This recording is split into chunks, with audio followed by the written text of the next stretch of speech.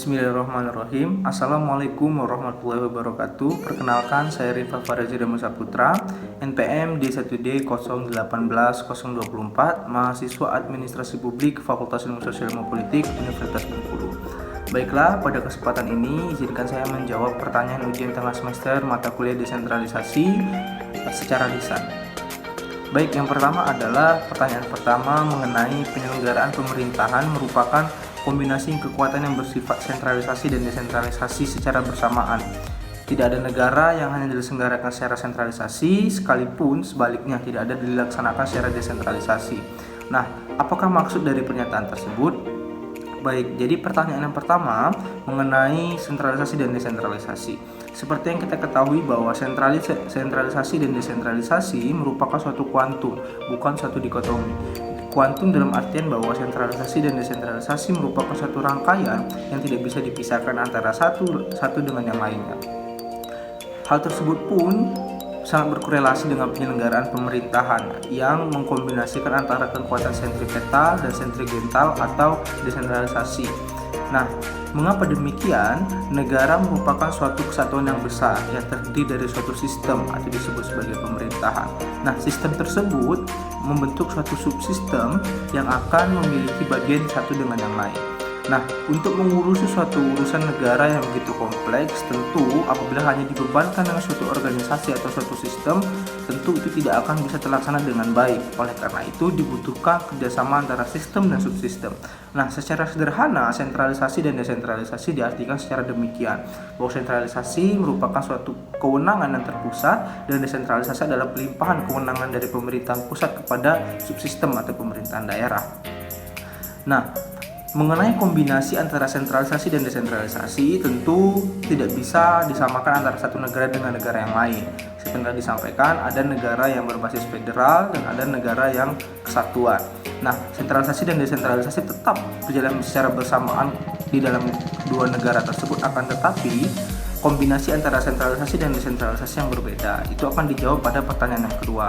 Nah, sehingga kembali lagi kepada pertanyaan yang pertama, ungkapan pernyataan tersebut menggambarkan bahwa sentralisasi dan desentralisasi merupakan suatu rangkaian yang tidak bisa dipisahkan karena negara terdiri dari sistem dan subsistem yang sudah terkoordinir dan terbagi antara satu urusan dan urusan yang lain. Hal tersebutlah pun yang melatar belakangi lahirnya local self-governance dan local state government. Jika kawan-kawan bisa baca di jurnal Profesor Dr. Januari, yaitu mengenai konsep-konsep pemerintahan daerah, di situ dijelaskan mengenai kombinasi antara local self government dan local state government yang berkaitan dengan sentralisasi dan desentralisasi yang berjalan secara bersamaan atau menjadi suatu rangkaian. Nah, oleh karena itu, mengapa sentralisasi dan desentralisasi disebut sebagai suatu kuantum atau rangkaian? Kita bisa lihat sebagai contoh adalah ada sejumlah kewenangan yang harus dilaksanakan hanya secara sentralisasi saja oleh pemerintah pusat. Nah, dalam Undang-Undang Nomor 23 Tahun 2014 disebut sebagai urusan absolut, di mana terdapat 6 urusan pokok nasional yang hanya menjadi kewenangan pemerintah pusat. Mengapa demikian? Karena keenam bidang tersebut sangat berdampak dan akan mempengaruhi stabilitas nasional dan akan berdampak secara nasional, sehingga apabila urusan tersebut didelegasikan, ini akan menjadi suatu permasalahan nasional nantinya jika tidak terjadi keserasian. Oleh karena itu, terdapat urusan absolut yang hanya atau sentralisasi yang hanya pemerintahan pusat memiliki, mengatur dan membuat kebijakan. Nah, sedangkan ada yang disebut sebagai urusan konkuren, yaitu urusan yang bisa menjadi urusan pemerintahan daerah. Dalam hal ini disebut sebagai desentralisasi, di mana di sini pemerintahan daerah memiliki kewenangan untuk mengatur dan mengurus urusan yang sudah disebutkan dalam permasalahan atau urusan konkuren tersebut. Nah, dari klasifikasi urusan yang sudah dijelaskan tersebut dapat tergambar bahwa sentralisasi dan desentralisasi tersebut merupakan suatu urusan yang merupakan satu sistem yang saling beriringan dengan klasifikasi urusan yang sudah dijelaskan dalam Undang-Undang Nomor 23 Tahun 2014. Sehingga kembali lagi, sentralisasi dan desentralisasi itu merupakan suatu rangkaian. Tidak bisa satu negara hanya menggunakan sentralisasi atau desentralisasi saja. Baiklah, selanjutnya adalah pertanyaan yang kedua mengenai bagaimana pola penyerahan kewenangan dari negara federal dan unitaris atau kesatuan. Nah, setidaknya ada beberapa perbedaan karakteristik yang harus dipahami tentang negara kesatuan dan negara federal. Yang pertama adalah mengenai pemerintahan daerah. Dalam negara kesatuan itu tidak memiliki kedaulatan atau sovereinitas, sedangkan di negara bagian dalam negara federal merupakan struktur asli yang memiliki karakter kedaulatan. Kemudian yang berikutnya adalah pemerintahan daerah di negara kesatuan dibentuk oleh pemerintah pusat melalui undang-undang dan dapat dimekarkan, diciptakan dan atau dibubarkan kembali melalui undang-undang. Sedangkan pemerintahan daerah di negara bagian atau negara federal itu merupakan struktur asli yang telah ada sebelum struktur federal terbentuk.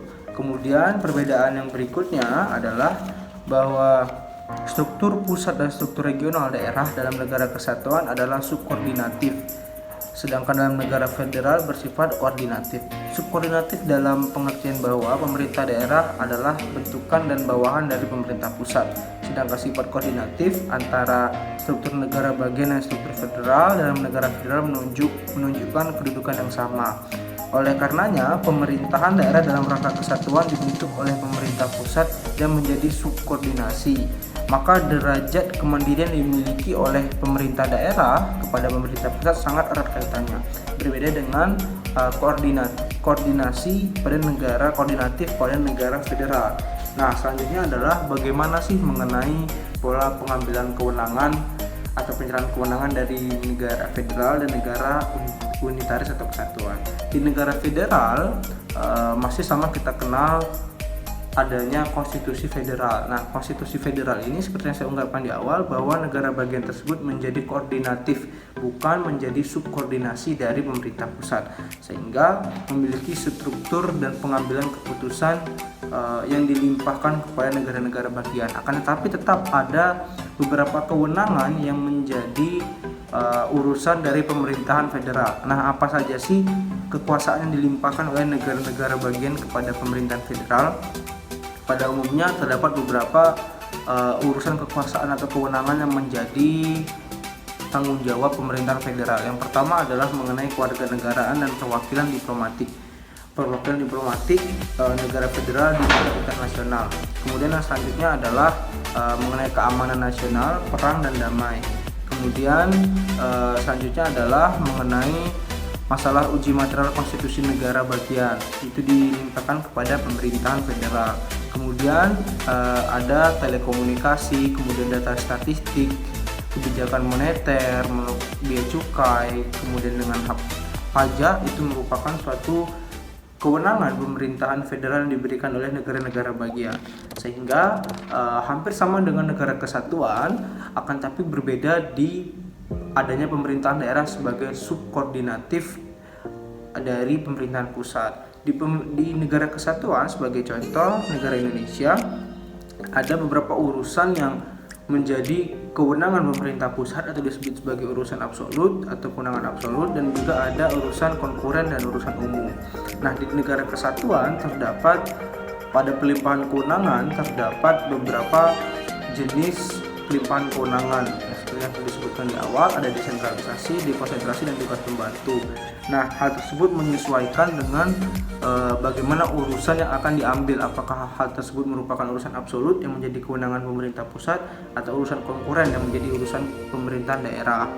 Nah, sehingga pada negara kesatuan, pelimpahan kewenangan tersebut merupakan subkoordinatif dari pemerintah pusat kepada pemerintah daerah. Baiklah, selanjutnya adalah pertanyaan nomor 3, yaitu jelaskan tujuan utama dan tujuan spesifik dari pelaksanaan desentralisasi. Di sini saya menggunakan buku referensi desentralisasi dan pemerintahan daerah karangan dari Eko Prasojo. Baik, menurut referensi saya baca, setidaknya ada 2 tujuan utama dari desentralisasi. Yang pertama adalah tujuan politis dan yang kedua adalah tujuan administratif. Nah, tujuan politis ini berkaitan erat dengan perwujudan demokrasi dan penguatan partisipasi dalam masyarakat. Sedangkan tujuan administratif sangat berkaitan erat dengan cara perwujudan efisiensi dan efektivitas pemerintahan dan pembangunan. Nah, Dari kedua tujuan utama tersebut akan diuraikan menjadi tujuan-tujuan yang lebih spesifik. Yang pertama adalah tujuan mengenai pendidikan politik. Nah, bagaimana dengan tujuan pendidikan politik? Dengan adanya desentralisasi, maka adanya hierarki yang diberikan kepada pemerintahan daerah atau kepada daerah untuk mengurus hak dan kewenangan kewajibannya dalam melaksanakan pemerintahan daerah. Dengan pemberian pelimpahan kewenangan tersebut, maka akan memberikan kesempatan kepada masyarakat untuk dapat terlibat dalam memimpin ataupun dalam mengurusi urusan pemerintahan daerah tersebut, sehingga secara tidak langsung itu akan memberikan atau membentuk pendidikan politik di tingkat daerah. Kemudian yang kedua adalah latihan kepemimpinan politik. Nah, latihan kepemimpinan politik ini sangat erat kaitannya dengan pendidikan politik. Dengan adanya pelimpahan kekuasaan yang telah disampaikan di awal tadi, maka setiap masyarakat berhak untuk terlibat dalam penyelenggaraan urusan pemerintahan daerah. Dengan keterlibatan masyarakat tersebut, maka secara tidak langsung akan melahirkan atau akan melatih kepemimpinan politik di tingkat daerah atau disebut sebagai politisi lokal. Yang ketiga adalah stabilitas politik. Dengan adanya pendidikan politik dan latihan kepemimpinan politik yang terjadi di masyarakat di tingkat bawah, maka ini akan menciptakan stabilitas politik. Mengapa demikian? Karena dengan adanya desentralisasi, maka setiap daerah akan lebih stabil dalam hal politik dengan dipimpin oleh masing-masing masyarakat yang memang lahir dari daerah tersebut. Kemudian yang keempat adalah kesamaan politik. Dengan adanya desentralisasi, maka setiap orang berhak dipilih maupun memilih untuk menjadi pemimpin di pemerintahan daerah, sehingga akan menyebabkan atau melahirkan kesamaan politik. Yang kelima adalah akuntabilitas. Yang keenam adalah daya tanggap. Daya tanggap ini dapat diartikan bahwa dengan adanya desentralisasi, maka pemerintah daerah akan lebih mudah mengenali dan mengetahui permasalahan terjadi di daerah dibanding dengan hanya terpusat dengan pemerintahan pusat. Kemudian yang ketujuh adalah efisiensi dan efektivitas. Tentu dengan adanya desentralisasi, maka ini akan berdampak kepada efektivitas dan efisiensi dalam pengambilan keputusan dan pengambilan suatu urusan yang sudah diamanahkan dalam undang-undang kepada pemerintahan daerah. Baiklah, selanjutnya adalah pertanyaan nomor 4, yaitu mengenai uraikan pemahaman saudara mengenai sentralisasi dan jenis-jenis desentralisasi serta berikan contohnya. Baik, sentralisasi adalah memusatkan seluruh kewenangan kepada sejumlah kecil manajer atau yang berada di posisi puncak pada suatu struktur organisasi.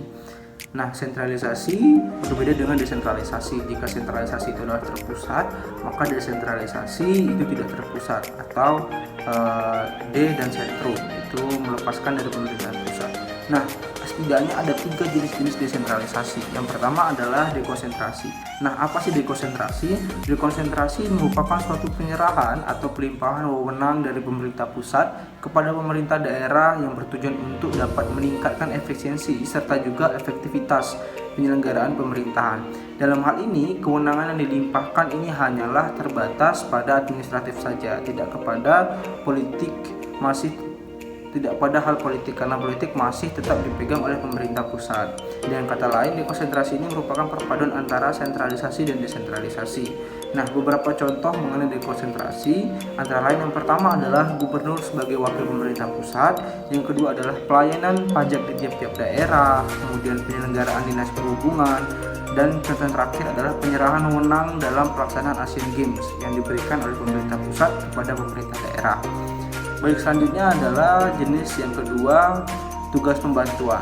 Tugas pembantuan adalah penugasan dari pemerintah pusat kepada daerah otonom untuk melaksanakan sebagian urusan pemerintahan yang menjadi kewenangan pemerintah pusat atau dari pemerintah daerah provinsi kepada daerah kabupaten atau kota. Nah, untuk melaksanakan sebagian urusan pemerintahan menjadi kewenangan ini dibebankan kepada APBN negara, bukan APBD, karena ini merupakan tugas pembantuan. Contohnya misalnya adalah urusan tugas pembantuan berupa program impres sekolah dasar yang diwujudkan dalam bentuk keputusan kepala daerah. Nah, selanjutnya adalah devolusi. Devolusi sendiri merupakan suatu nomenklatur yang digunakan di negara-negara federal untuk menggambarkan pelimpahan kewenangan dari unit-unit regional atau lokal. Nah, sedangkan di negara berkembang sendiri, devolusi itu lebih dikenal dengan desentralisasi. Nah, desentralisasi sendiri terdiri dari kata D dan sentrum. D yaitu lepas dan sentrum adalah pusat. artinya desentralisasi lepas dari pusat atau melepaskan dari pusat. Nah, secara pengertian desentralisasi adalah pelimpahan kekuasaan pemerintahan dari pusat kepada daerah-daerah yang mengurus urusan rumah tangga sendiri atau disebut sebagai daerah otonom.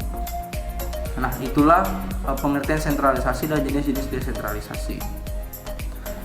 Baiklah, selanjutnya adalah pertanyaan nomor 5, yaitu uraikan pemahaman saudara mengenai alur atau proses pembuatan pemerintahan daerah, peraturan daerah atau Perda. Baik, di sini saya kembali menggunakan referensi yang sama, yaitu buku Desentralisasi karangan Bapak Eko Prasojo.